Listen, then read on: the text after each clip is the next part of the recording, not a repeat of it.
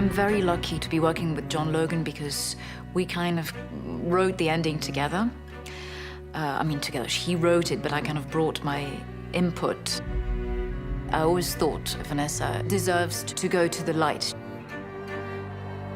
She's been in too much pain, and deep down her faith is too strong, and that's why I think the Joan of Arc in her has to win. It was great to have those 3 years to explore a character who has so many dimensions. I gave so much of my heart, my guts to this character. Yeah, I feel quite sad. I don't know what to say. I see. Our Lord.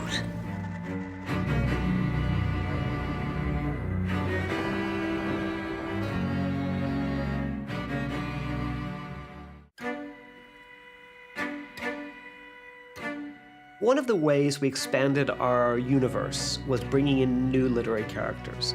I just thought there was something so provocative at the idea that what if, the great what if game that writers play. Dr. Frankenstein. Dr. Jekyll. What if Dr. Frankenstein and Dr. Jekyll were friends together in college? What if they went to Oxford together and were roommates? What would that be like? So throwing those characters together allowed new geometry of the monsters, if you will. So you have Dr. Jekyll, you have Dr. Frankenstein. In one scene, you have Dorian Gray standing with them. And I just thought, well, this is pretty fantastic to have all these, like the Monster Club, in a really exciting way. And I hope fans of the genre will like the way we do our fresh spin on those characters and weave them, I hope, with a certain amount of effortlessness and a certain amount of grace into our characters' lives.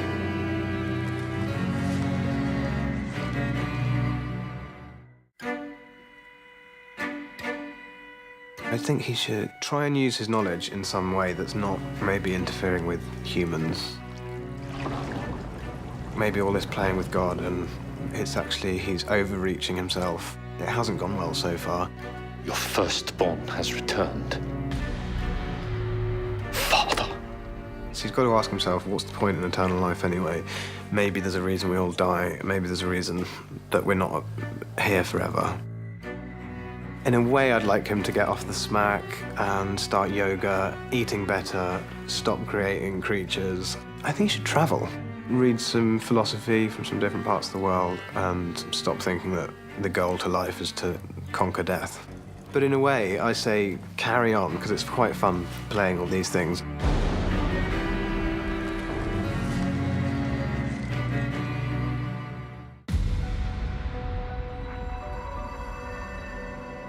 You are my chosen one, Renfield. Feed.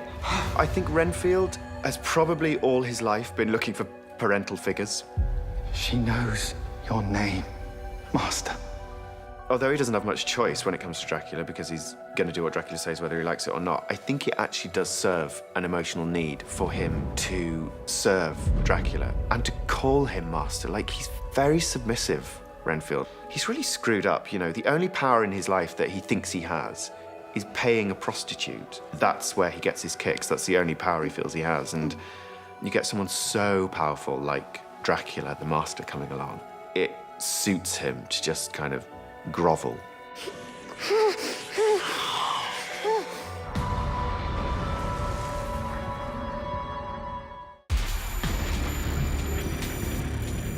It's a pretty unusual episode in that it's just all within that padded cell. I can't remember the dimensions, but it wasn't particularly wide or long. And I did sometimes find myself just rocking gently against it in between takes, waiting for another setup, just for something to do. Let me help you. What's nice about this episode is that I could see her, because I wasn't having to wear my yellow contact lenses.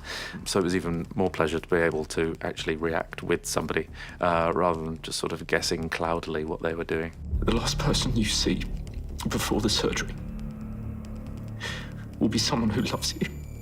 The fact that it was just the two of us, the fact that I didn't have to be in makeup for 3.5 hours, it was really, really pleasurable to film.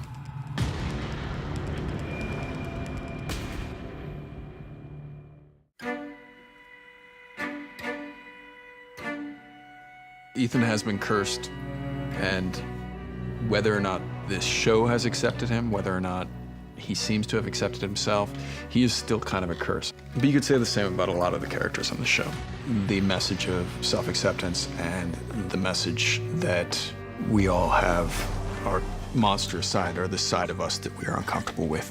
This show in so many ways is about these characters finding a way to accept themselves. Denial and self-acceptance is kind of our journey as people. That's what makes this show universal, I guess.